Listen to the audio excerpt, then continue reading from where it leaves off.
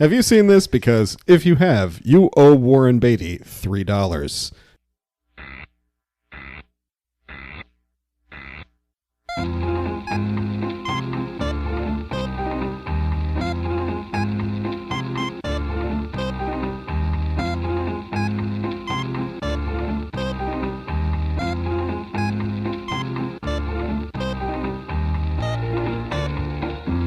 Welcome to Have You Seen This? The world's only podcast about obscure, overlooked, and misbegotten media. All discussions will be spoiler heavy. You have been warned. It's Dick Tracy from 1991. 91? Was it 91? 90, yeah. Is it 90? The end credits said XC. No. 1990 when they should have known better. Or no, it was a time of not knowing any better. It was the opposite of that. There was the time when, like, we got to jump on this shit. Batman has just come out. It's made $1 billion. Let's try it again. We need another Batman, but let's not go with the gothic thing. It's played out, all the shadows and darkness and boring grayness. Let's paint with every color of the wind. And also, let's not use any of those characters that people are familiar with and know the dynamics between. In fact, we'll fill it in. Let's use intellectual property that will only be remembered by people who are 80 years old. Yeah. It's a perfect movie for parents or grandparents to take their kids to. It's been remarked before, but that Tim Burton's Batman's success caused the studios to go into a flurry of copycatting. But they didn't make more superhero movies. They decided what the public wanted was more 1930s pulp heroes from all media, which is how we got this and The Shadow, the movie. And The Rocketeer. And The Phantom, starring Billy Zane. You know, I will mixed literally take all of that over Marvel at this point. They had their charms, but it was just a weird lesson to take from the success of Batman.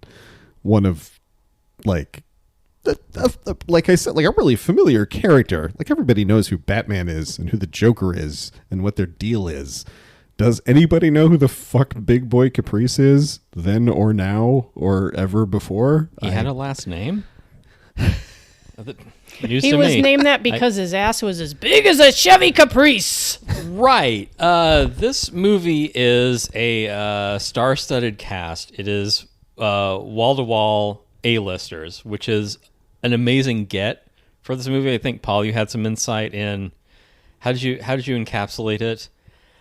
Oh, it's just every dude Warren Beatty ever did coke off of, like a nude Faye Dunaway with in the 70s. You know, they offered her the part of Breathless. Faye Dunaway? Faye Dunaway. Are you serious? I'm serious. That's a different movie. Highly different, yeah. Possibly a lot better, but very different. And I'm glad that you mentioned the prime mover behind this movie. Because cocaine? Well, this is like Warren Beatty's passion project. It really is because, as I was telling you guys before we baby. started recording, he's held the rights since 1985, and every 10 years or so, he puts out a weird, perfunctory cable TV special so he can continue to hold on to the rights. I assume at this point, because he's coming up on 90, that I don't know if he's going to leave the rights to Dick Tracy, to Annette and the kids, He's or going to take them to his grave. He's going to leave him to Charlie Corsmo, wherever he may be. Wherever he may be. Shouts out, Charlie. But, yeah, this is really a Warren Beatty-driven project. At the time, he actually owed Warner's a movie about Howard Hughes. Yeah. That did appear eventually. Probably, I would imagine it's going to be his last film. That was 2018's Rules Don't Apply, which came out and sank without a trace, taking with it Alden Ehrenreich, unfortunately. Wow, I've never even heard of that. Yeah, Did he play young Howard Hughes or something? No, it's I think Beatty plays an older Hughes, and Alden Ehrenreich and some chick are the young lovers the story revolves around. Weird. Like I said, without a trace. That is a movie that does not exist. That's amazing. But it's kind of representative of the way that Beatty tended to work. very interesting guy. um, Not just a pretty face, but also a weird, like, kind of obsessive control freak kind of a filmmaker. He tended to gestate projects for a long time. The Howard Hughes project, obviously, was many years in the making. Like I said, he owed that film to Warner Brothers back in the 80s, but he decided he really wanted to fucking do Dick Tracy. And in fact, he acquired the rights in 1985, and Martin Scorsese was originally interested in directing. That would have also been a different movie. Right. Wow. And A lot of different versions of this in my head now. And that Warren I kinda Beatty's wanna determined see. to get through all of them before he hits the big 100. yeah, and tellingly, Scorsese said that he left because Warren wouldn't give him final cut, which is not at all surprising. Yeah. It's hard to imagine Warren Beatty letting someone else direct him. Period. I think I'm mostly familiar with his movies that he directs himself in. I don't think I've seen very many of his other. And in fact, the other we've things covered he's two done. of them on the show. Our very first episode was, well, actually, that was Elaine May, but That was Beatty directing by proxy. yeah. Thank you. You exactly read my mind. Yeah, we talked about Ishtar in the first episode of this show, Oh, and we yeah. also talked about Bulworth with your friend and mine, Sean. That's a good get. Yes. Speaking of good gets, that's a fitting topic. We'll link those, but yeah, so you can't say that Beatty hasn't made some good pictures. He's also made some astonishing miscalculations. Like, Yeah. he has his vision, and he's going to execute it one way or another, whether the audience is on board with it or not. Yeah, and I think a lot of it is he is a genuinely charming man who can kind of talk people into doing things. Yeah, that's how you For get to be him? Warren Beatty.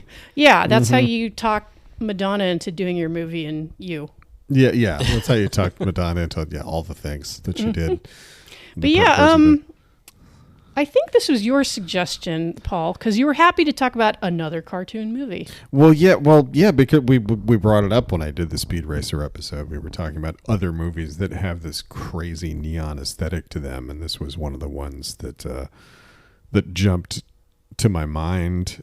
Just another movie that does not look like any other movie before or since, and tried some wild shit, and some of it works and some of it is just strange, and it's very hard to describe the way this movie looks without resorting to sort of like, you ever been to Toontown in Disneyland?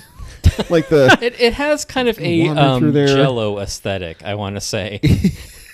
Yes, a kind of Great British Bake Off contrasting icing colors thing going on. Right, yeah. Toontown aesthetic is apt. It's like if you're doing Speed Racer, but it's all analog still. Yeah, it's an interesting contrast to Speed Racer because that's a movie that's pure digital. This one is still optical effects, and like it's drawn from a comic strip. And in fact, Beatty's idea was to stick to primary colors, like the only colors that you would have been able to print at the time that Dick Tracy was popular.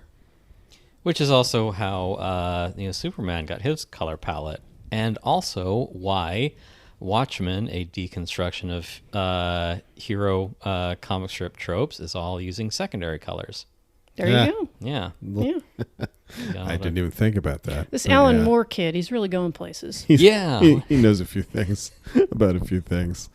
I will go to bat for him. I don't care what anyone else says. Oh, 1,000,000%. Like, I'm like, I think Alan Moore is a good comic author. well, it's funny because, and this is a little pet peeve of mine, I think Alan Moore at this point might be one of the most misunderstood authors of all time. Oh yeah, I can go with that. yeah. Alan Moore, who's been writing about how like superheroes are fascism for 30 years, and people think he's But like the good kind of fascism, Yeah. what you really root for, right? yeah. Like, People think he's like just pro the whole thing. Yeah, the It's other very day confusing. on Twitter, I literally saw people talking about how cool Rorschach was and how he was self-evidently the hero. And Alan Moore intended you to see Rorschach as the hero of Watchmen. Certainly in his own mind, yeah. So. Mm-hmm. Well, So, yeah. I don't know. Perhaps Alan Moore's magic just needs a little more work because it's clearly not going over on the audience. His magic needs an extra K. Right.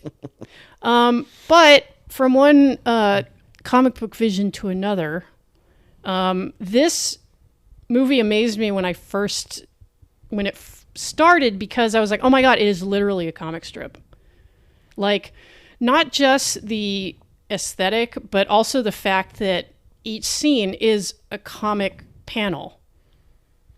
Yes, They're short, they're punchy, they blaze right by you.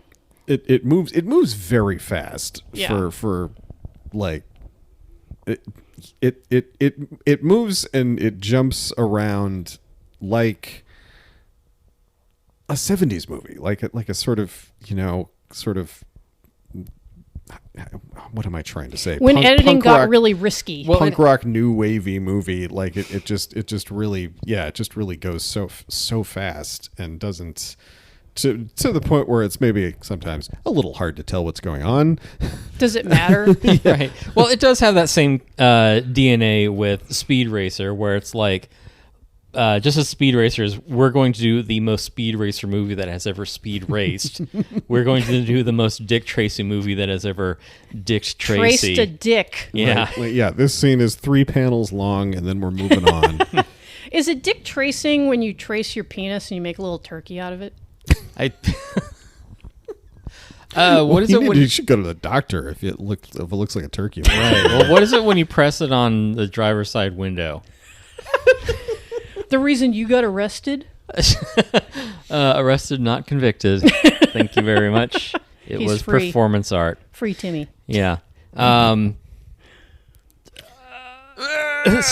Tim, There's got a lot going on. I mean, What? you guys, neither of you guys had ever seen this before. No, this is the first time for me and because, Tim. Yeah, because between the reviews and Madonna, how does she keep showing up on this podcast like a bad penny? This is like the third Because she's Madonna been in movie. so many fucking atrocious movies. Yeah, well, Yeah. just asked and answered. bad. This is probably, I don't know, the best movie she's ever been in. Right. It's We the- should have it's Sean probably- on for Evita. It's probably the best movie I've ever seen her in. I've never seen Evita. Maybe. And- she's okay Why? in that. Why would I? Oh, that's a musical. That's why. That's a good point. And smart woman. She was, in fact, dating Warren Beatty at the time in a relationship which was probably mostly transactional for You don't both say. of those people. And he offered her the part, and not only did she take the part of Breathless, but she also negotiated a part of the gross, and she got paid big time off of the soundtrack, because there were 2 soundtracks to this movie. I want Okay. to say there's the score, and then there's the I'm Breathless Madonna album with songs by fucking Stephen Sondheim. But What that would I know him from? That also has Vogue on it, right? That's the album that Vogue is on. Am I making that up? That's Because there's some songs that are from the movie and some songs that are just Madonna doing that's a Sean question. stuff. Yeah, that's a good Our point. resident Madonna expert. Shouts out Sean. We should have gotten him on speakerphone before we started doing this. But So But- Sondheim, what would I know him from?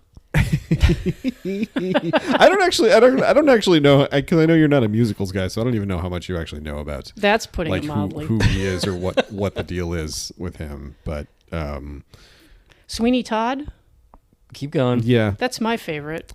Pass. I mean, I didn't know when I was 13 and I saw this movie what a bizarrely huge deal it was for Stephen Sondheim to contribute songs to any movie, let alone this movie. Yeah, I have no idea how Beatty swung that. It's I honestly don't. it's crazy. I'm trying to think of some equivalent that like Tim would understand. Just me like pushing crayons around in a corner. Like I want to explain it to the boy. How to don't draw on that. Oh, he's eating paste again. Yeah. Paul, is there some kind of parallel you could draw to like There Might Be Giants or something? I listen to more than one band. I didn't for half my life, but I do now. Tim listens to 5 whole bands. I do. Yes. Depeche Mode. Yep. New Order, Pink Ministry. Floyd, Avalanches. There are 5. There you go. Yeah. Well, sorry, he's hopeless, Paul. God, I don't know. Yeah, I guess imagine if Pink Floyd, in the middle of everything else they were doing, contributed 5 original songs to the Willy Wonka and the Chocolate Factory, and maybe you've got some idea of the Bigness. combo. Yeah, the bizarre. It's a Brisky point, but there's a candy bar tie-in. Yeah, if Quaker Oats produced Zabriskie Points. I mean, this movie. First of all, when you think of a Dick Tracy movie, you don't think, well, who's doing the songs? It's Right. not a thing Dick Tracy has ever been known for. And the fact that they decided to have songs and that they got the greatest composer in the history of American musical theater to write them is mind-boggling. And I think it's, for people who like musical theater and like Sondheim, I think this movie is an amazing discovery if they don't know about it and they stumble upon it. Well, it really is an indication of just the amount of pull that, however he managed it, Warren Beatty was able to muster for this. Not just Sondheim, but again, like everybody, every level of production is just like, what else has Vittorio Storaro been the DP on? I want to say like some of Coppola's movies or something, and I'm blanking, but he's like a big deal. Streets of Fire. No, I'm kidding. The Warriors. Vittorio Storaro as a cinematographer. Incredible costumes, incredible production design. The makeup. The makeup is insane. This was a level of makeup effects that was not being done really anywhere at this time. It was like so many characters with so much. They had just an entire warehouse of people churning out, flat top ears in mass quantities. Yeah, and like every other person in this movie just looks like a piece of chewed gum.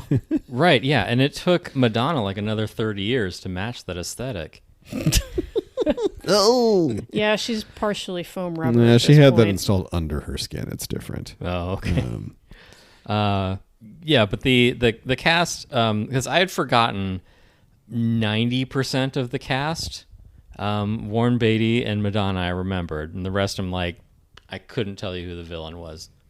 The villain is, of course, Al Pacino under about 80 pounds of prosthetic makeup and foam padding. Yeah, I think they stuck Charlie Korsmo like under his coat to make that. He does. He looks like he's wearing another man, another smaller man. They put a big Kardashian ass on him. Yeah. Oh, what a. Yeah. Oh, they didn't they? What an amazing prosthetic. They gave him a humpback and a booty. It was a weird combo. And this was before booties were really acceptable in our culture. Yeah, this is, more importantly, this predates Scent of a Woman, which people point to as the, like, when Pacino went off the rails and he just kind of became a caricature of Al Pacino. This is that role. This is definitely the inflection point. Yeah. Because I feel like he felt free to go fucking bananas in this movie because he was so buried under makeup. And if not, you now, have to go big to get a performance out through that much foam latex in the first place. And he never dialed it back since. No, he was like, "Oh, I love this. I'm going to do this every time." I get to shout. I get to talk over people. They gave me spit when I talk. A great ass. Yeah.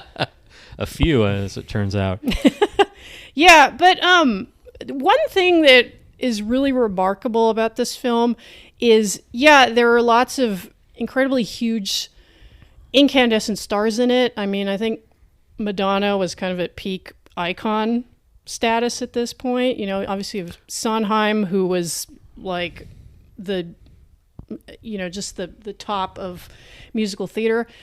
Interestingly, Beatty was kind of on the decline at this point because don't forget, this was the movie that followed Ishtar. And it is a testament to his ambition that he was able to get this made, and it was no half measure, that's for sure. No, it was such a massive investment, and like Paul mentioned, like this was on the heels of Batman, which was just such a tremendous worldwide hit that studios were just like, okay, like we got to go all in on these fucking tentpole movies. But this was a huge investment for Disney, because not only was there, and it's really crazy that this movie had like a $36 million budget. Like I can't imagine what something like this would cost today. But you would have one less United artist after making another movie like this. Yeah, but they sunk millions and millions of dollars into promoting it because they felt like they kind of had to have a hit. I remember at the time, I remember this being one of those movies where just the merch was fucking everywhere. Yes. There was just t-shirts and t-shirts and t-shirts and fucking bath towels and hats and just fucking everything they could slap the logo on. They did. It was the Batman model. Like Batman did the exact same thing, just soaked the pop culture in its merchandise and promotional imagery to the point where no one didn't know this movie was coming out. Yeah. Remember the monoculture? Vaguely. That was a wild time. Very slightly. But yeah, I think this movie only got greenlit because of Batman. I think that put it over the hump, because they were understandably like, is anyone going to want to see this? What is this? Right, who is this for? Because up until that point, Batman was Adam West. Mm-hmm. So they're like, well, if they can make a successful movie out of this Adam West Batman bullshit. And I think there's also, watching this again, I was struck by how the aesthetic falls almost right between Tim Burton's Batman and Who Framed Roger Rabbit. That's perfectly described, yes. Like really right in the middle of that level of noir cartooniness. That's the word, yeah. And it was just something that was like in the air at the time. And we were talking about, while we were watching it, about how a bunch of shit from Dick Tracy and Who Framed Roger Rabbit ended up in Disney MGM Studios. Theme park that opened around this time, because it does look like a theme park movie. It really does.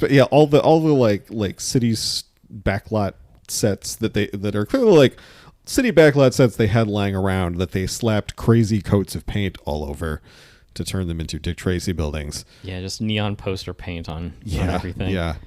Yeah, and I will say though, this movie gets the edge over Roger Rabbit because I didn't feel just incredibly weary watching it. Well, that's you then. That's oh wow, this is a Jen problem I had not heard about. You're not a fan of Who Framed Roger Rabbit? I don't know. Are you okay? Jen has no place for joy in her heart. Oh, that's fair. Yeah. That is untrue. It's not. I know you. The thing with Roger Rabbit is that it's a movie that I can only appreciate at a distance, like in an intellectual way, because obviously it's a tremendous achievement, and I understand, yes, this is a movie about a really fucking annoying cartoon rabbit. So of course he's going to be like fucking grating. That doesn't mean that I want to watch him. There are other things in the movie. Yeah, right, but by that time I've become incredibly tired and I've turned it off. All right, so you weren't turned on by the cartoon woman in the dress. Speaking of cartoon women in dresses, as I kept saying while we were watching this movie is rated PG, and there's just a lot of nipples.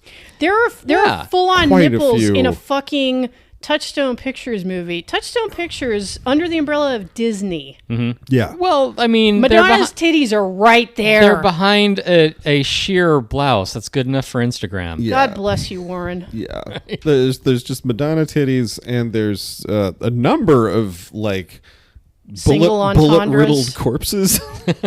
I was gonna say violence. But, yeah, the ending is amazingly violent. It does have a third act that does seem pulled from Bonnie and Clyde, another Like, just like, you know what, fuck it, we're just doing that again. Yeah. We're just gonna, but you know what, we're gonna do it 4 times in a row. We got more cars than Yeah, we had we- for that one.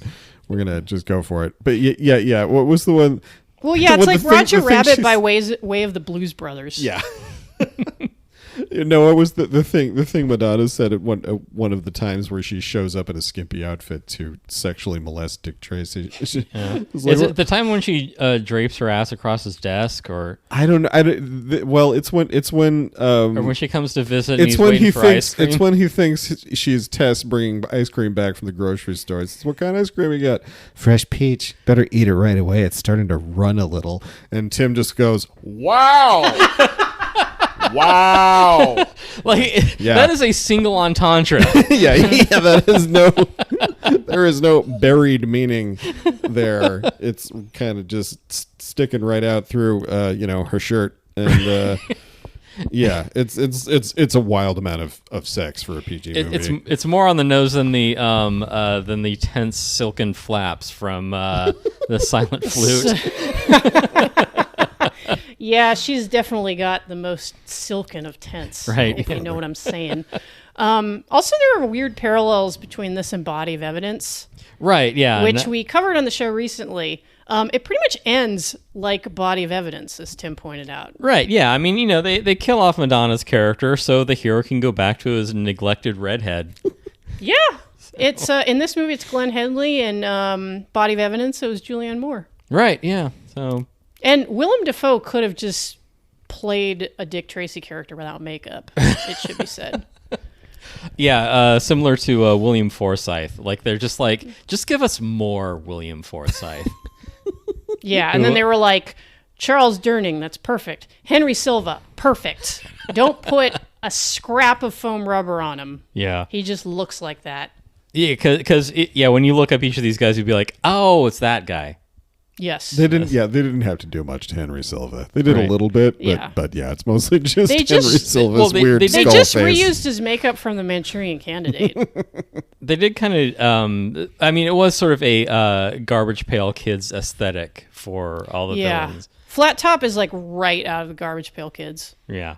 So I like the beginning of the movie when the little face and the brow and shoulders and a couple of other guys are playing cards, and Flat Top drives in and kills them all, and the cops call Tracy like, nobody knows who these guys are. These guys are unbelievably distinctive. they all have super specific looks and nicknames based on those looks. You don't know who? No one's ever heard of Little Face. No. well, how Yeah, would you it's- identify him? Yeah, that's Charlie Kirk. No one else. Little Face from YouTube. If there was a crime boss in L.A. who was known for having a tiny face the size of a chin in the middle of a giant head, I think people would know who he was. People would be aware. But His head wouldn't yeah. fit in the camera frame, though. That makeup is so wild. You'll notice the shots of Littleface. He doesn't actually say anything because I think the makeup was too cumbersome for him to actually talk. He just had that giant head that he had to just balance while the camera was on him. Yeah, I had a one of those like how they made the movie sort of picture books about this thing when it came out. And it was, I don't know what age range this book was aimed at, but it went into pretty incredible detail about all the stuff that they did or tried to do. And There's some working effects artists who will cite that as an inspiration, I'm sure. it's got some rad stuff in it, and it's like we said, it's all practical. It's one of the very last of the all practical effects movies, and Remember matte paintings? Because they do. They were pretty cool. They still are occasionally a thing, but not anything like this. No. It just doesn't happen. I also watched The Sting recently. I love The Sting. That there were a lot of things about this that remind me of that in some ways. Beatty and Redford hated each other, by the way. Really? Yes. Well, because I'm sure they're competing for turf. Yeah. They seem like By turf, do you mean Madonna? right. Or maybe they just wanted to kiss real bad. Yeah, you wish. Have you guys ever heard the story about Robert Redford trying to get the Dustin Hoffman part in The Graduate? Jen he knows that he one, was yeah. up for that apparently. Yeah, and then Mike Nichols asked him, Yes. "What do you do when you strike out with a girl?" And Robert Redford did not know what he was talking about. he was like, what do you mean? Yeah, I did. When I Like when I ask a girl to have sex with me, she just does it no matter what. What's the right? problem? Yeah. That's why Surely that doesn't happen. It's a fantasy picture you're talking about. there's a whole bit in Indecent Proposal where he's like explaining to me more like why he is like the way he is, and he's like, yeah, I saw a beautiful girl on the subway, but I was just too shy to talk to her, and I was like, shut the fuck up. You're Robert Redford. Liar. you would have been fine. Yeah, like she would have assaulted you. Right. I mean, I know you're a believable actor, but I don't believe this. I gotta assume Robert Redford and Warren Beatty were just trying to be the same guy for so long. Like it's exactly the same lane. It's like super babe 70s guy who wants to direct. And also who loves liberal Democrat politics. Yeah. Right, which is ironic because this movie is about a villain forming a union. And just Wow, Warren. Right. Wow. Yeah. Organizing, collective bargaining. How far we'd come since Reds. right, yeah, and in fact, he kills off James Caan's character for not for crossing the picket line, basically, Yeah. saying we're gonna have organized crime, not this disorganized bullshit. Yeah, that was completely lost on me when I first saw this because I didn't know who any of these guys were, and I didn't understand what a big deal it was that they were all in one movie together. But Yeah. but it's very funny that they got James Caan to be the one guy that Big Boy definitely executes. Yeah, Like Big Well- Big Boy definitely executes one star of The Godfather and one star of Goodfellas. yeah, because Paul yeah. Sorvino was Yeah. the big cheese, and then Yeah. he gets taken out pretty early on in the Yeah, movie. Paul Sorvino played, I think, Mick Jagger. Yeah. So Or maybe Lips were his Judge defining Antonin feature. Scalia. I don't think he was an alcoholic. He loved oysters, though. Oh, okay. Oh, right. Yeah. So we've got Al Pacino, James Caan, Paul Sorvino, and Madonna, whatever. Charles Durning. Seymour Cassell from Rushmore, who I pointed out as the other. Oh, cop. right, yeah. Character actor William Forsythe. On and on and on. Dustin fucking Hoffman. Right. And in fact, right after Ishtar, like it didn't hit me until I watched this. Oh yeah. It's the most patient friend. Like the next movie. Yeah, like he must love Warren Beatty or something. And apparently a lot of really people like love working Warren together. Beatty. Like I have to give a shout out to Peter Biskind for his biography of Warren Beatty called Star. Very readable, just like his book Easy Riders, Raging Bulls. And the portrait he draws of Warren Beatty is of a very charming man who also drives a lot of people around him fucking crazy. Like, people like Buck Henry were like, I will never that's fucking like. work with him ever again. He's obsessive. He can't make up his mind. The Bo Goldman, the screenwriter on this, who is not credited. In fact, Beatty kind of dicked him out of his credit, funnily enough, because he wanted the writing credit. And Okay. Goldman's say. story is that Warren didn't actually write any of this, but he damn sure wanted to be there while Goldman was writing, which is kind of weird because writing is usually kind of a solitary process. Yeah, it's like, let me help you write And this. someone standing over you telling you what to write is not usually. Yeah, and that was how it's pretty much supposed how to it go. went. And so there was like quite a bit of bitterness and also like a really protracted and frustrating kind of screenwriting process because like, go over to Warren's house and write with him. And Goldman's story is that Warren really didn't write anything, but You don't say. he didn't get the credit for the work that he did on and I forget the names of the screenwriters that are credited on this, but he was hired for like a page 1 rewrite basically and did not get credit for it. Blech. Yeah. Well, I hope he got paid anyway. I believe he got paid, but he could have got paid a fuck of a lot more if he had gotten that Precious Writing credit. In fact, it went all the way to the Writers Guild, and they decided against him, which kind of fucking sucks. So, Right. I mean, I could understand being in a situation where you take, a bigger payout in lieu of credit. yeah. And, it was like a healthy amount of money, but it's nothing like, the millions that Madonna made off of her pieces of this film. That's true, yeah. But, she's a smart cookie. She gets what she wants. I mean, yeah. If Madonna is nothing else, she has always been a businesswoman. Right. Indeed. she didn't take this movie on because she loved the character. Right. Like, couldn't wait to be in a Dick Tracy movie. Well, it's such a richly nuanced character, too. A woman who is horny. Hey, who else would you cast? Well, Woman who is horny, but also is secretly running a vast business behind the scenes. wow. It's Yeah, just again, like who real would you- life. Yeah. Breathless actually has kind of startling supervillain infrastructure going on. Uh-oh. We got a dog emergency. Hold on a second. I forget that dog really loves Madonna. Oh, sorry, that's the spoilers dog. Puppy dog. Hi, buddy. I'm so angry. Hey, Moosey. Oh, little dog opinions. Well, he really liked the color palette of the movie. He's like, I really like all the brown and green and everything. Good use of gray.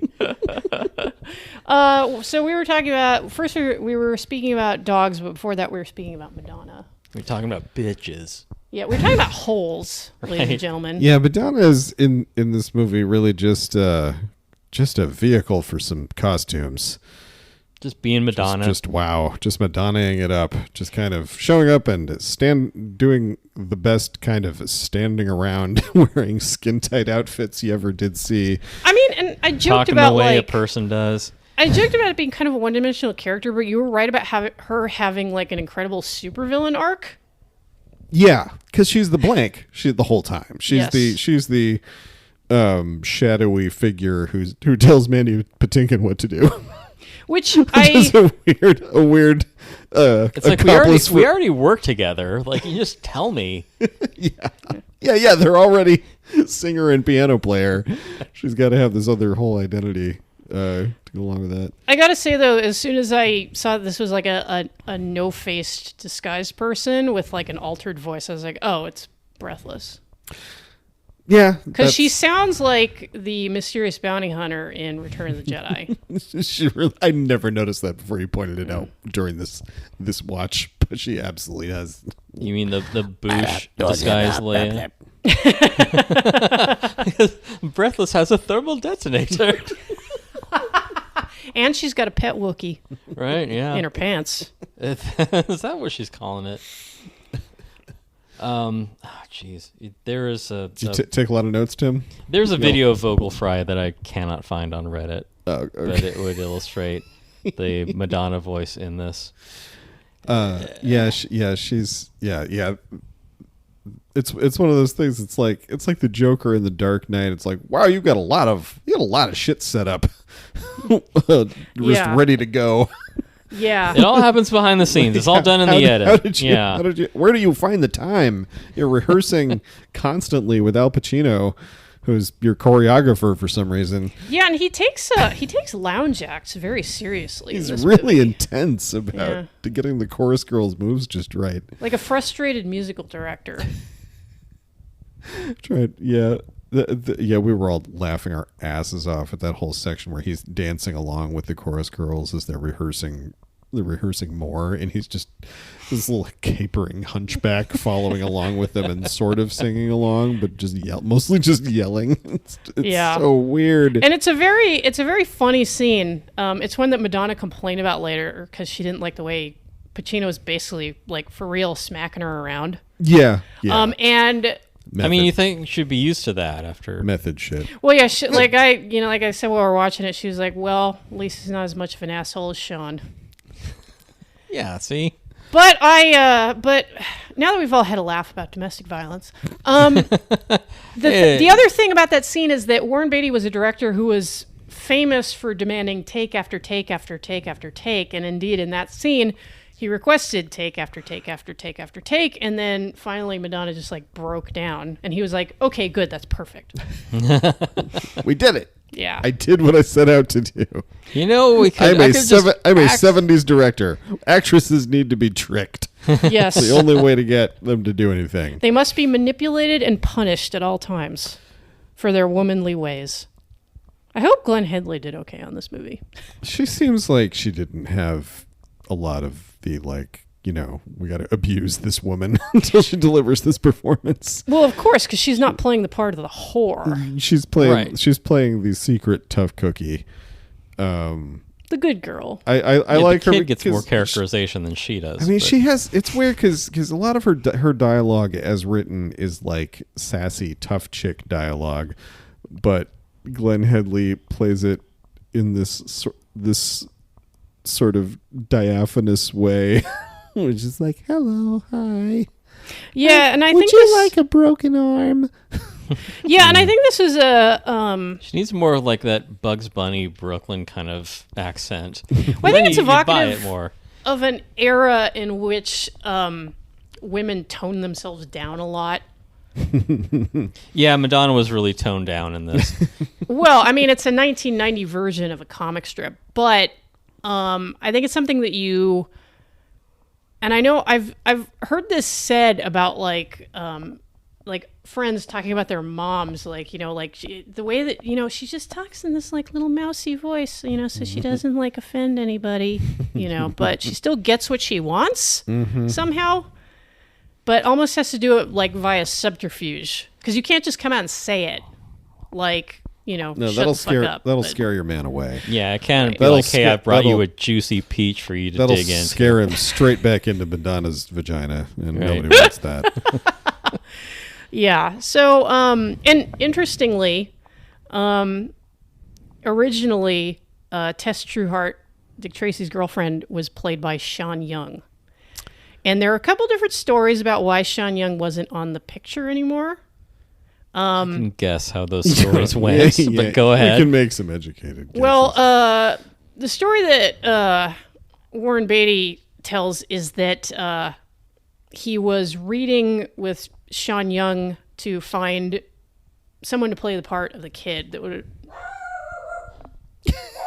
Oh, wait, no. Sorry, you You're guys. telling it wrong. Start over. I guess so. Yeah. Oh, he's just doing his job. His dog job. Yes. Dog with job. Right. So as I was saying, the way that Sean Young.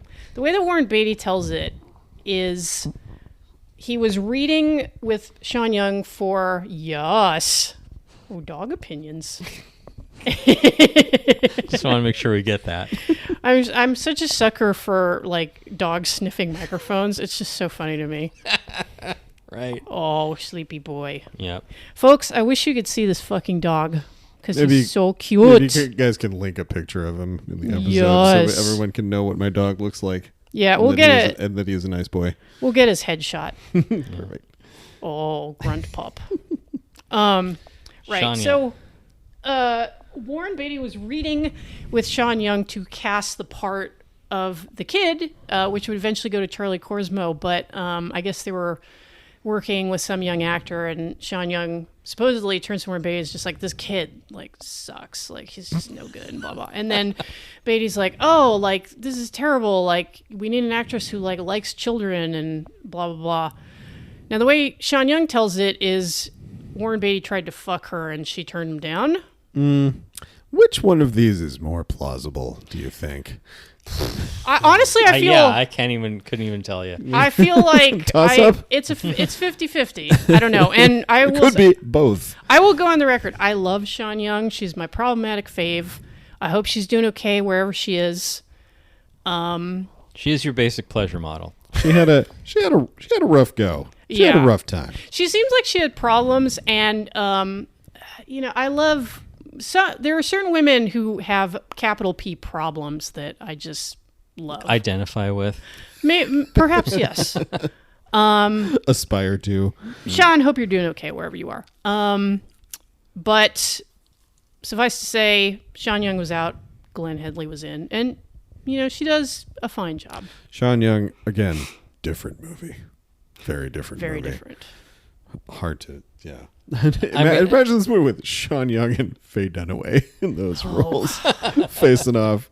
That'd be just terrifying to be on that set when both of them were there at once. Can you fucking imagine? Not to mention, man, like I could see Tess pulling a knife on someone with Sean Young is playing that. And the thing is about, like, Faye Dunaway makes Sean Young look chill and normal.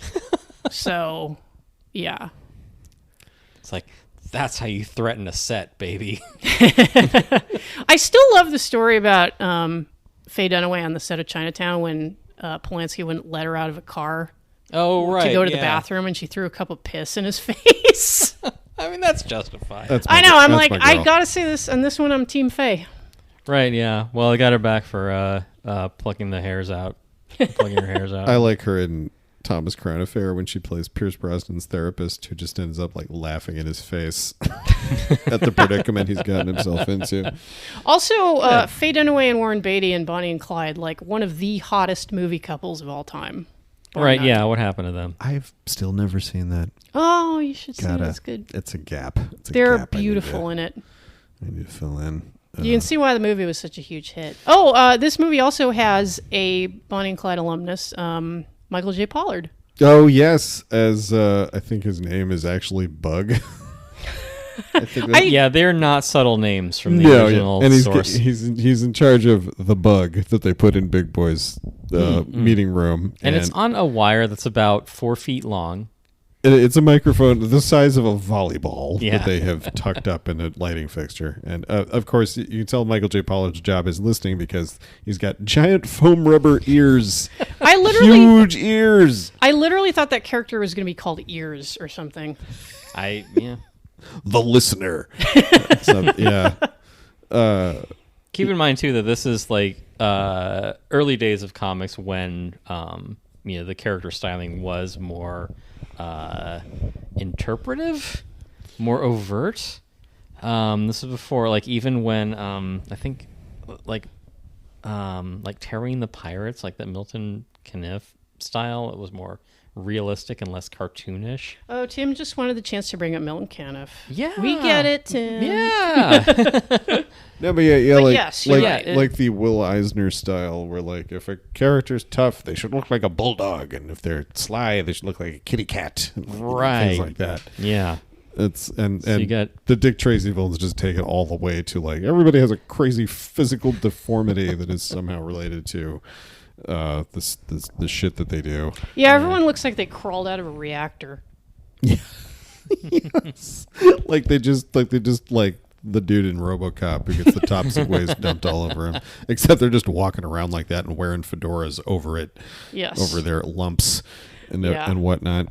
And it's not even like you said. It's not even just the criminals. It's like there are a few other random people. Yeah. Like there's the cop who comes to pick up Paul Sorvino at the beginning is wearing like just this crazy slab-faced just pounds of makeup, prosthetic makeup that makes him look like a monster.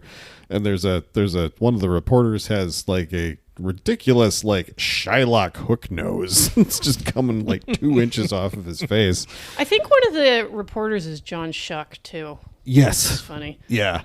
Oh, and Cole Meany is a police officer in the background. Typecast again. Mm-hmm. Kathy Bates in a tiny role as a stenographer who can't make out what Dustin Hoffman is saying. That's like her entire role is to look confused at what Dustin Hoffman is saying. Oh, and Mary Warrenov is the lady from the orphanage. Yeah, I mean, if you want, a cruel-looking shrew of a woman, Mary Warrenov's Call great. up Tim. Wow, that's my type. No, I love Mary Warrenov. I think she's great. What else has she been? Rock and Roll High School. In?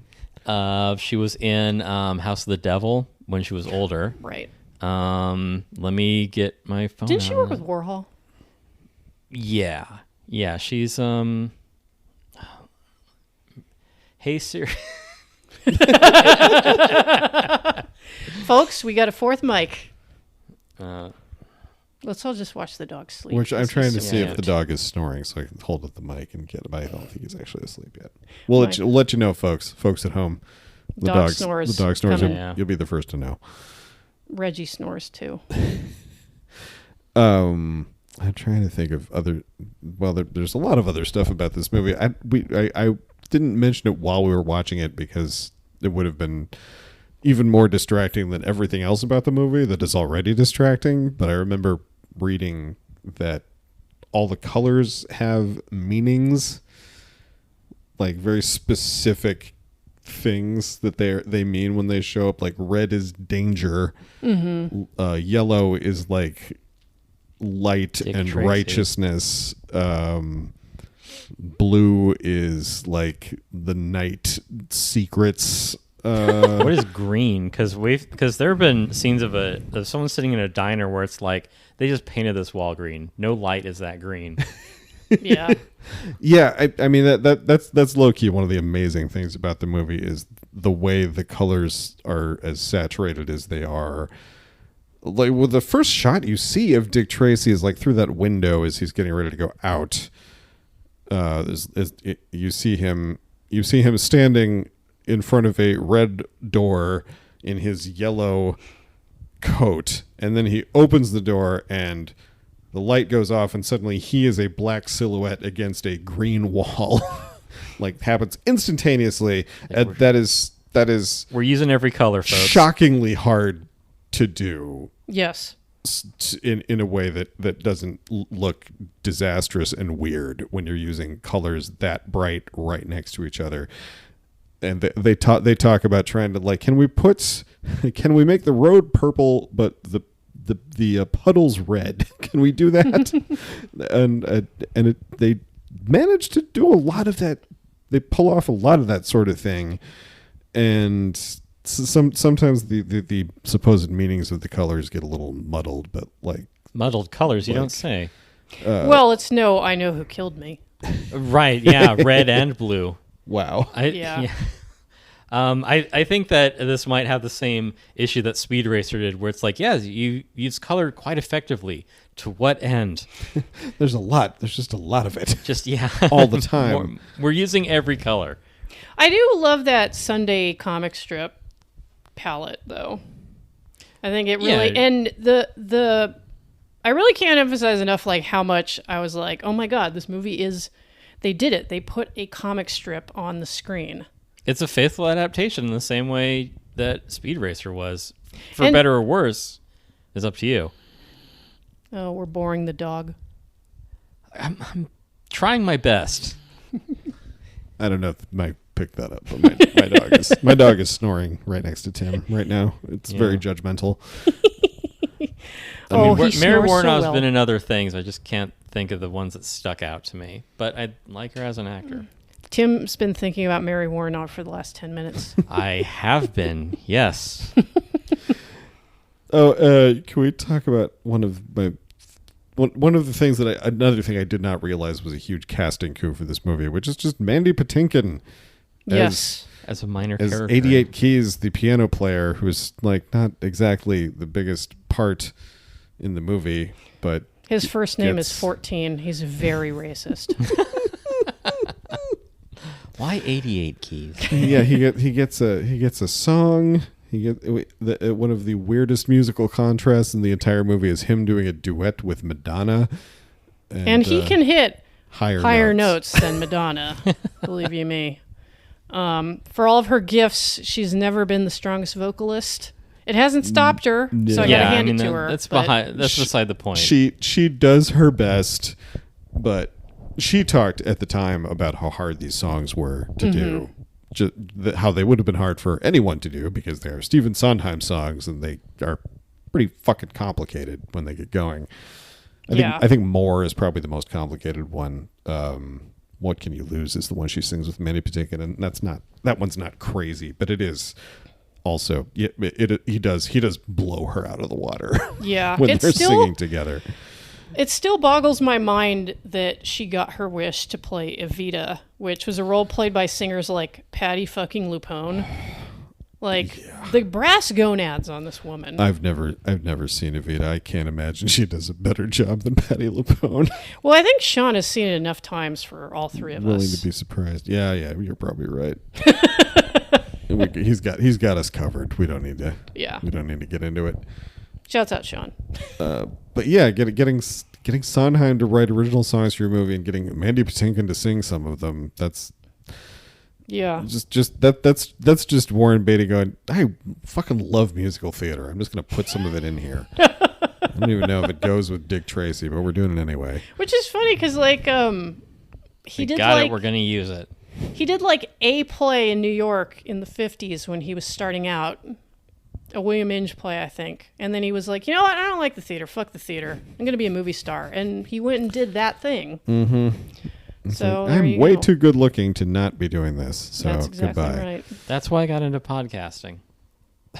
Yeah, we all have faces made for radio, I got folks. a face for podcasting. Yeah. I knew this comic once who had a joke about how Adam Carolla, it's wild that Adam Carolla was a radio personality. He's like, you've heard of people having a face for radio. Adam Carolla has a voice for newspaper.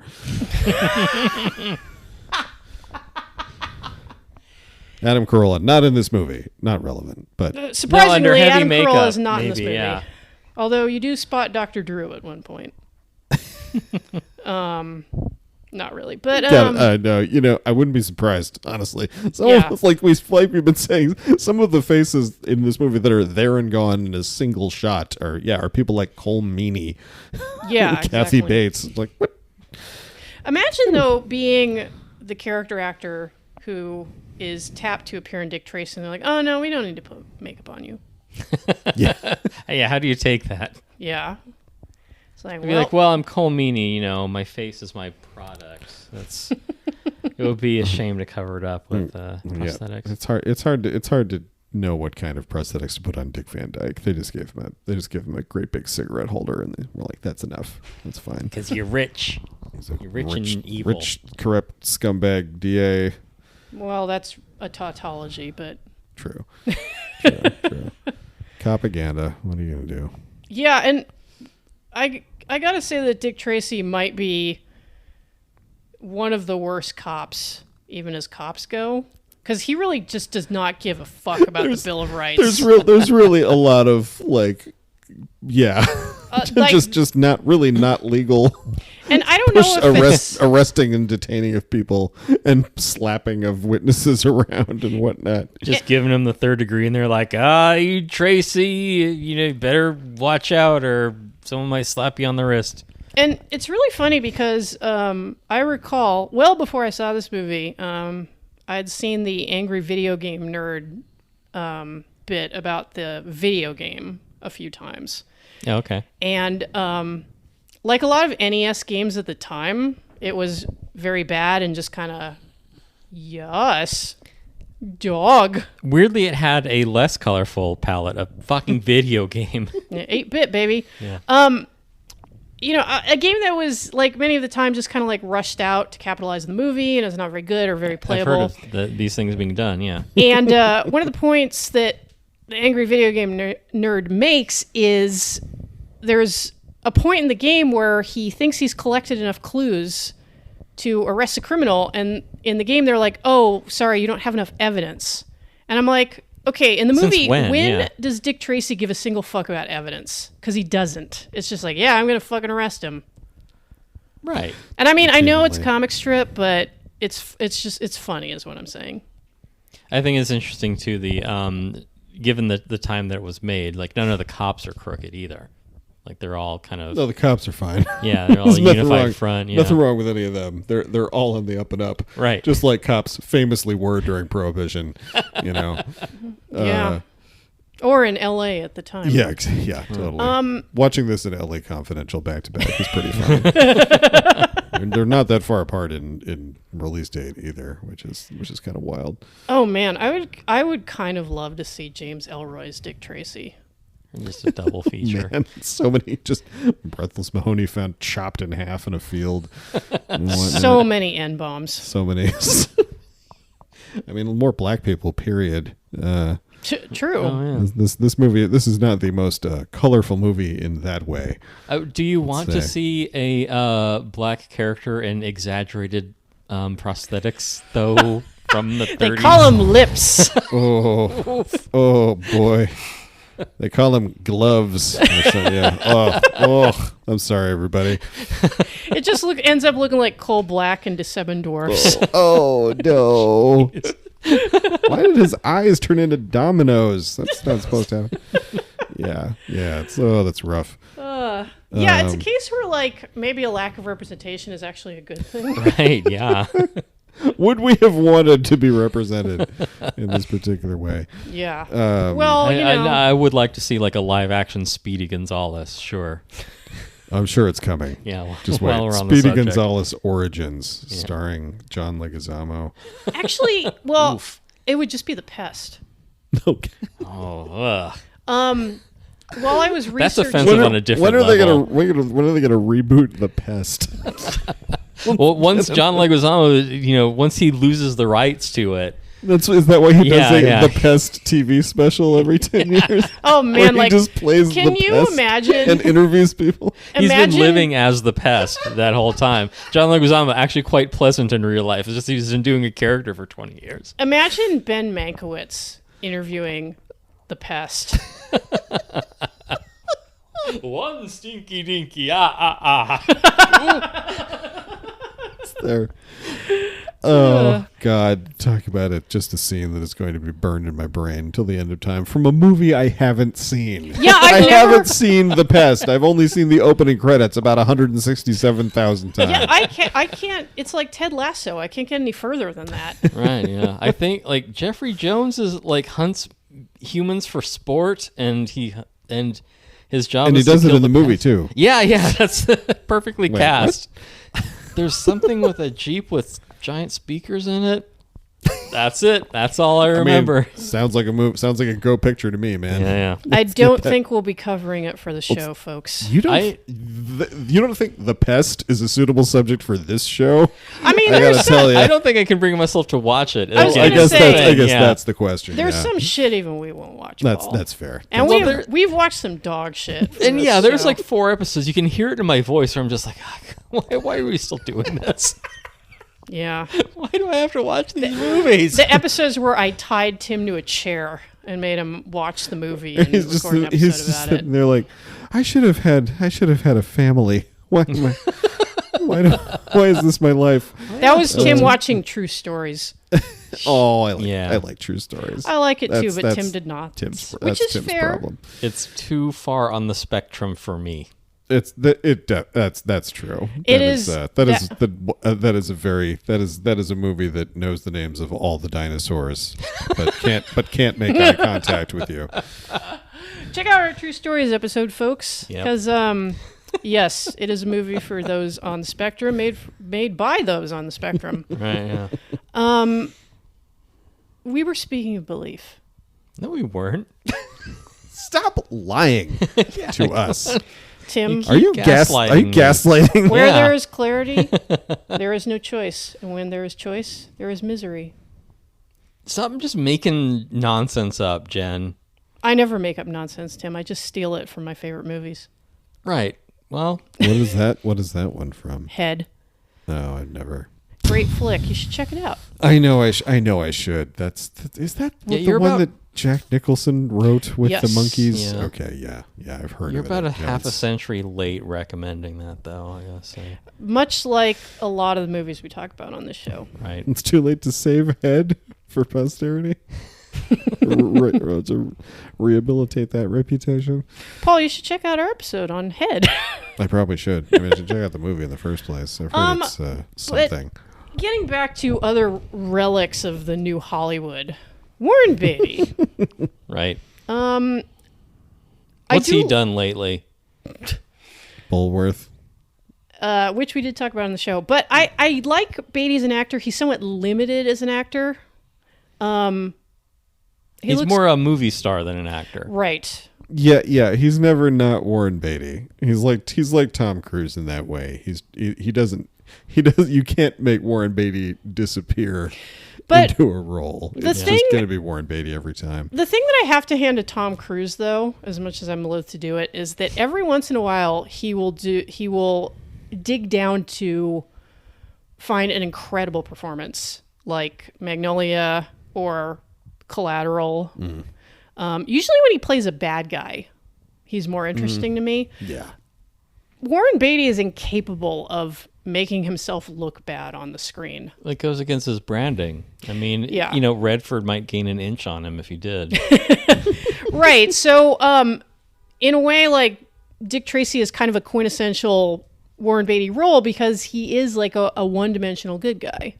Right. Yeah. He's the only one who isn't like under, pounds of makeup in this. Yeah. He's just a good guy who is maybe horned up for Madonna a little bit more than he should be, but that's that's understandable. The only thing even vaguely not in his favor, and Tim and I are over here being like, yeah, I get it. Right, yeah. If I was in that situation, I would behave in a similar fashion. Yeah. Hell, if she crawled across my desk. Over. Yeah, oh yeah. I'd be a little scene where hot she and just bothered. Gets up on his desk like you said, Jen, like a cat sitting on your laptop to get you to pay attention to it. Meow, pet me. Just poking my butt up in your face. Meow, pet this pussy. Yeah. Meow, meow. Yeah, and that she showed him her asshole, too. Just like a cat. Just check it out. That means I like you. Oh, that means she trusts you. That's horrible. Unless it's Madonna and just, it's just hello. Just ask Sandra Bernhardt. Yeah, have you guys watched, is it Truth or Dare? With the movie that's like the concert doc that follows her No, we around. watched another movie called Truth or Dare, but ever since someone thought we meant the Madonna Truth or Dare, it's been in the back of my head. We haven't even watched Medusa, Dare to be Truthful, starring Julie Brown. Yeah, I've only seen the sadly. Wayne's World parody. But no, like I've seen parts of Truth or Dare. I think Warren Beatty is in it. Yeah. Because they were seeing each other at the time. Yeah. And he comes and hangs out with her and her, like room full of Vogue dancers, whoever she was hanging out with at the time. And it's just like, I'm Warren Beatty. I'm 55. Hello. So these are all your... What am I doing here? What is happening? These are all your gay best friends. So are you one of those twinks? do you twinkle on stage? Is that what it? You a fruit? Yeah, a lot of that. Well, it does say in Biskin's book that most of Beatty's personal assistants were young gay men because they didn't really have any familial obligations. And in fact, when he and Bo Goldman were working on the script to this movie, Bo Goldman being a married man with 6 kids, every time he had some kind of family obligation, like Beatty would actually give him shit about it. Like to the point of being like, oh, family, that's like some right-wing shit right there. The old ball and chain. And keeping in mind, I guess this was pretty much right before Beatty did Bugsy and was tamed by Annette Bening. So... Oh, yeah, this is kind of the last round for Beatty before that, isn't it? Yeah, it was like... And the movie is interesting in that light because you have I'm taking this out of Biskin's book because like he does draw the parallel. You have a man torn between loyalty and feminine faithfulness and sex, basically. Mm-hmm. And he is forming a little de facto family with Tess and the kid who literally takes his name. Yeah. Like he and they get married at the end. Yeah, of the he and movie. Dick Tracy are more married Wow. than Dick and Tess, which is kind of telling in a way. But there you go. Well, it's like Batman and Robin. It's a civil partnership. Oh right, like he adopted. Or like Liberace and that dude he tried to adopt. Scott Thorson. Or Jeffrey Dahmer and any of his house guests. They were his wards, Tim. He called them his wards. Yeah, sorry. Do you think Beatty lobotomized anybody with a Makita? I'm sure that if the thought had crossed his mind, he would have attempted it. He'd probably figure out a way to justify it. But Right, yeah. right. So yeah, this is like Beatty on the cusp of becoming a family man, which is sort of interesting. It's when two type A's collide, I guess. It's weird. It's weird to think about. This is for sure one of those movies where you watch the male and female co-leads and you're like, they were definitely fucking, right? That's called chemistry. This is maybe a little too. Which is weird because I feel like, and I don't know if it's just because Madonna is such a fucking terrible actress. I mean, she's like passable in this. She's good at talking. Well, you know. I didn't say acting. She says dialogue on exactly, camera. Yeah. She hits her marks. I think that's my assessment from body of evidence, yes. She wears silky garments very well. Yes. I will give that to her. Hachi machi. But it's she. I don't Do you feel think like Madonna would have put out a sex comic strip at the time? Oh man, she had Milo Manara to draw it. I would read that. Oh my god, I would read Milo Manara's Dick Tracy. That'd be great. I would read the fuck out of Milo Manara's Dick Tracy.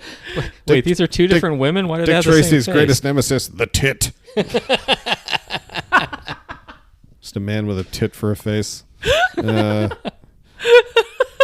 You could put Spider Woman in it. Menard did that one cover. There you go. All the women have broken spines. Yep.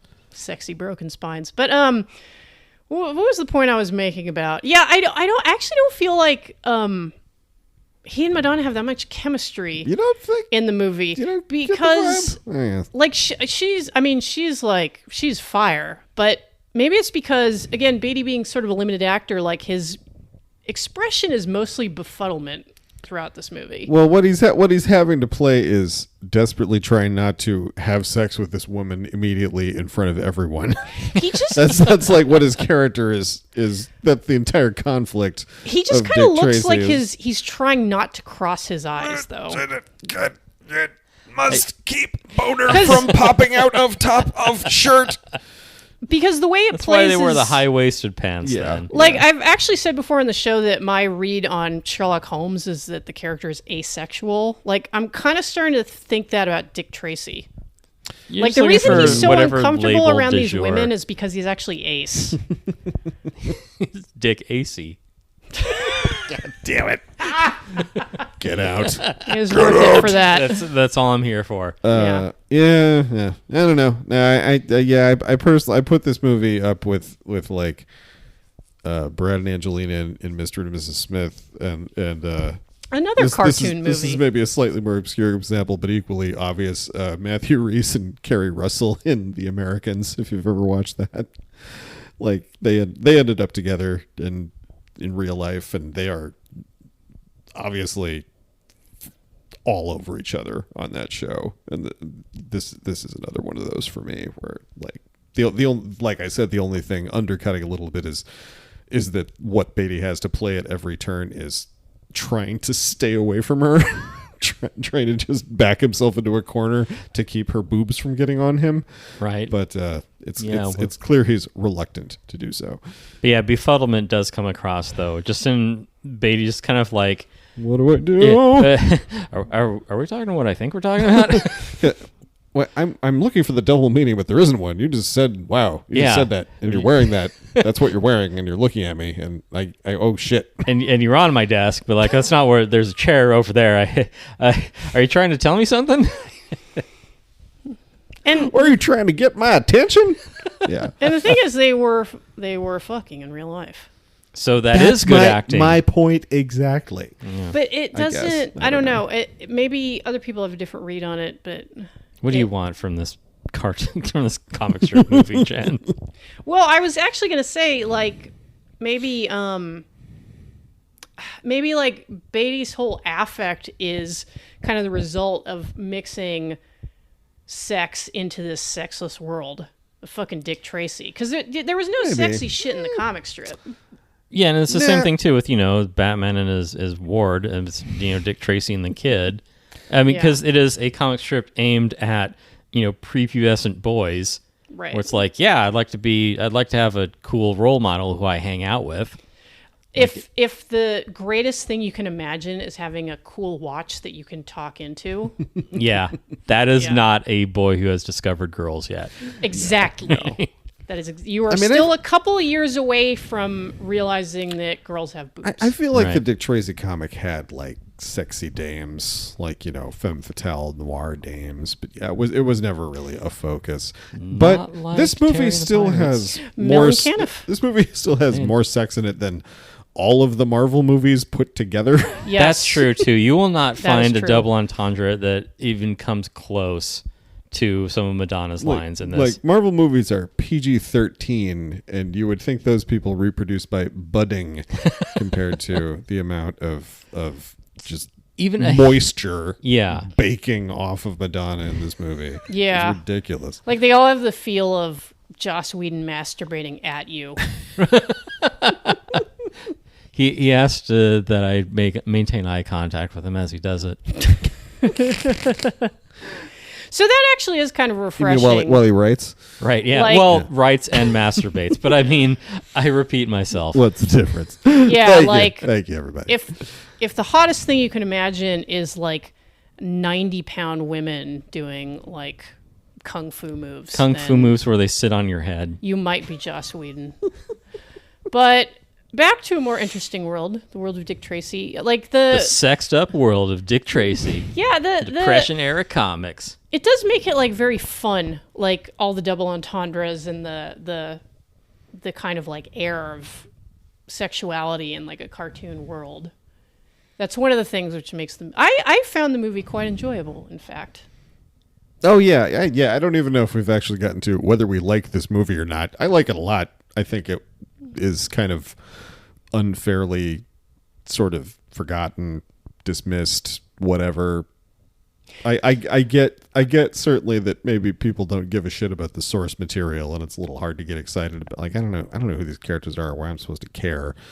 But it does have. I love the look. I love the obviously slaved over attention to detail and all the costumes and all the designs and everything. I mean, this is one of those movies that is designed from top to bottom. Like they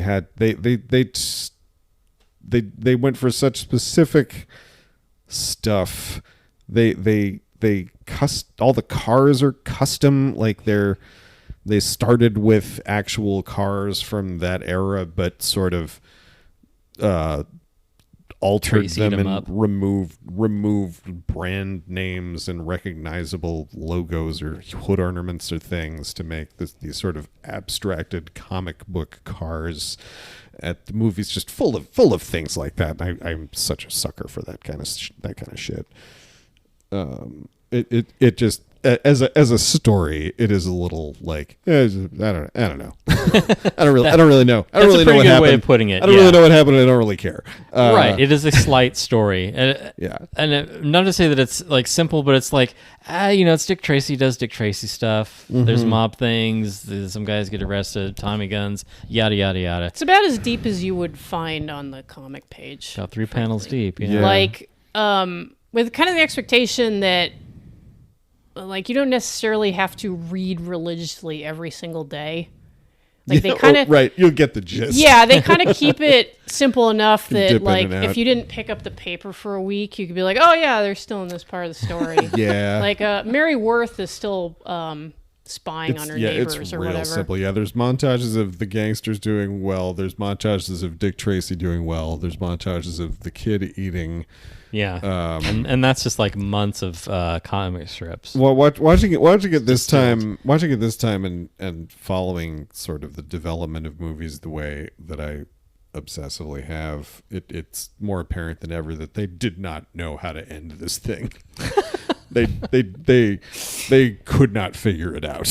I don't know. It ends Like- more decisively than a lot of Spielberg movies. It ends with a damsel in distress tied to a piece of machinery, and I mean that seems pretty on brand for comics at the time. Yeah. I guess I'm talking more about the entire sequence before that, where they're raiding the club.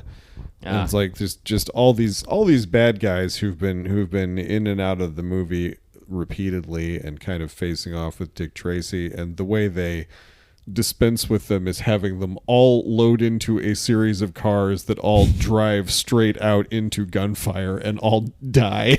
I wasn't exactly sure what the plan was there. They didn't get half a block before dying in a hail of bullets. It's just like an 8-minute scene of continuous Tommy gunfire and just cars being dismembered. It's like the automotive version of A Ring of Guys, and they attack Bruce Lee one at a time. Yes, exactly. Except Bruce Lee has a Tommy gun. Undefeated in hand-to-hand combat. My man's fists were a Tommy gun. Now, I admire Cassius Clay, I do, but he doesn't have a Tommy gun. There we go. Then you eat the banana.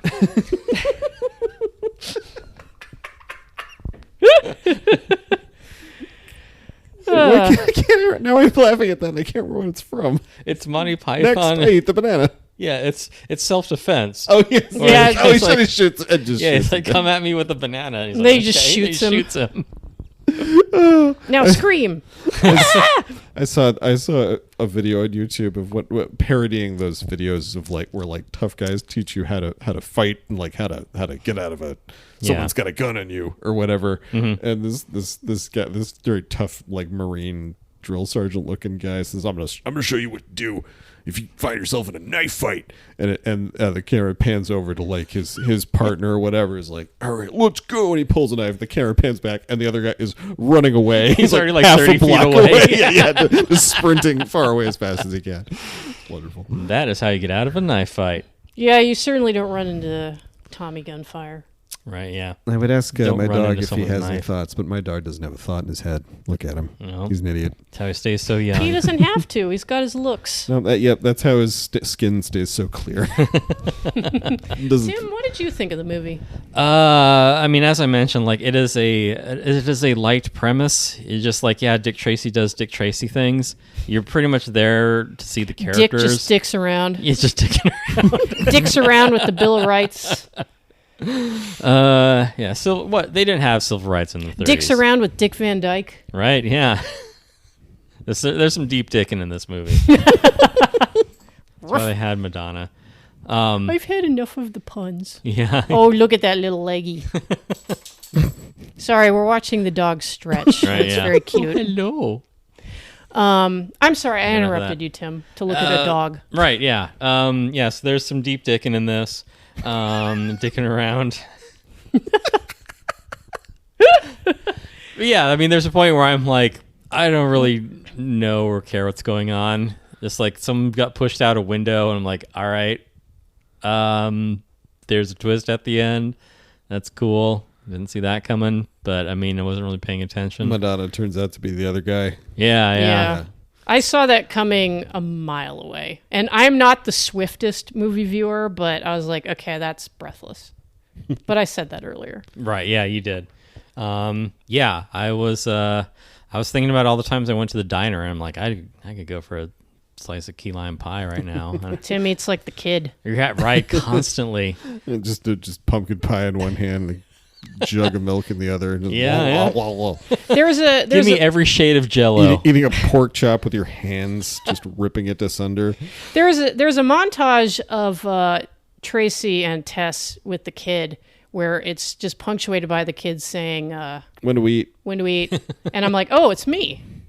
Yeah, I know. Anyone's me, gonna look at you.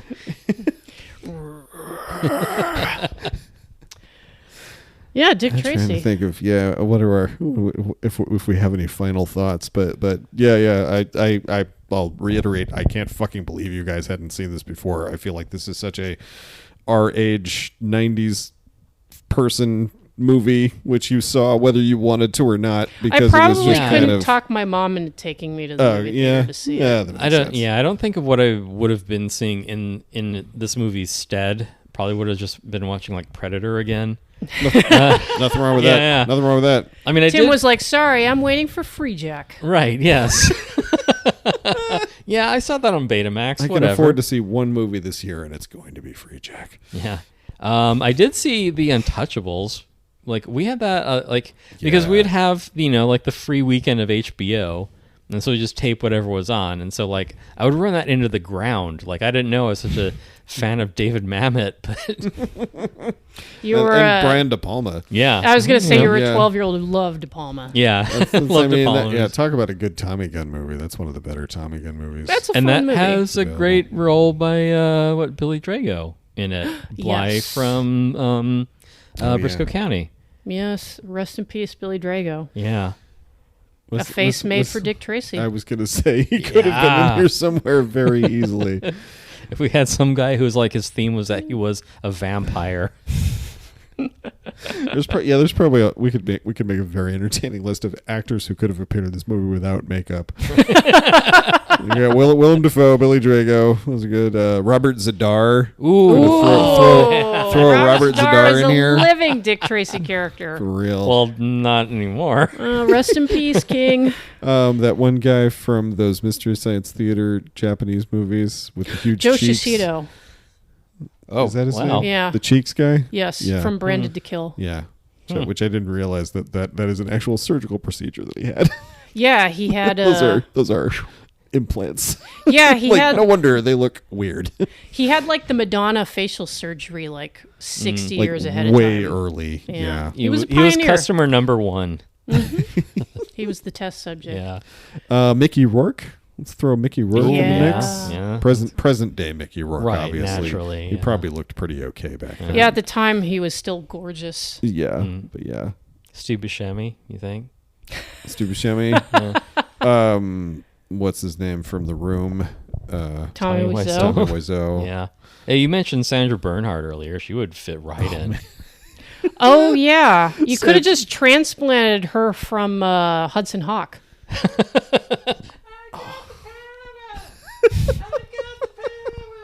Bunny, ball. I love that movie. That's a fun one. Check out our Hudson Hawk episodes, folks. It's like episode 5 or something. Yeah, Dick Tracy. I don't know if it's streaming. All right. no- Paul was kind enough to screen it for us. It might be on Disney Plus. I don't know. Oh, that's right. Actually. and then our next episode, Dick Dragon. Our next episode, Ricky the Dragon Steamboat. Yeah. Yeah. yeah. In conclusion, Dick AC. Yeah. Love it.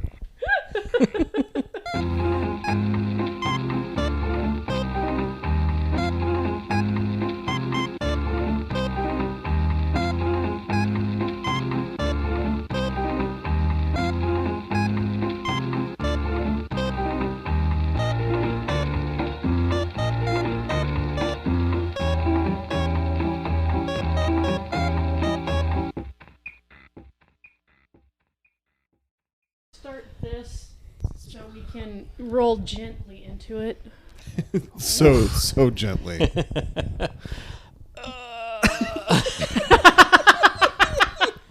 Just another average night for Tim. The sound of trying to understand Dick Tracy. What's to understand? It's a stylistic feast for the eyes. Boy, feast. My eyes are overstuffed. Yes. That kid liked to feast, let me tell you. Yeah, that kid had an eating Little disorder. fucker. Yeah. I mean, I know he's a Depression era waif, but Jesus Christ, like to have a shot of him not eating something. somewhere. Hey, kids like eating. What can I say? I pity Dick Tracy and Tess when they get his diagnosis of reactive attachment disorder and he burns down their apartment. Yeah, and also he has worms. That's why he keeps eating. I got a psychiatric diagnosis. What with all the trauma I've experienced. Yeah. Used to get beaten in a shack.